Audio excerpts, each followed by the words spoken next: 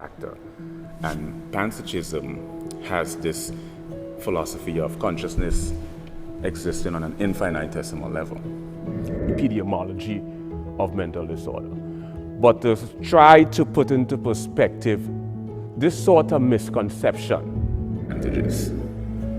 Right, those are things you were born with. It's ingrained in you, so you have no control over that. So no perseverance is required. Take a whole, it's a conglomeration of subliminal, supraliminal, hyperliminal, hypnosis, neurolinguistic. You can't explain this thing theoretically unless you're dealing with, let's say, an expert in search engine optimization.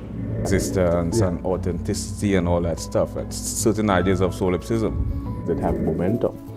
Why does sound have momentum? What is the distinction? What is the disparity?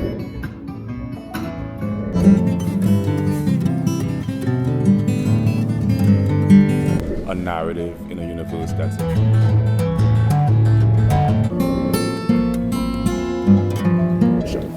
sound. What is amplitude, frequency, velocity? Why do we hear octave? But that's just from a physics perspective.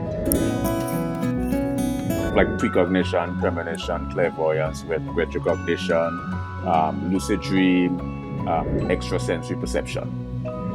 Trajectory that occurs. You can cross disciplinary, multidisciplinary, transdisciplinary, and interdisciplinary areas.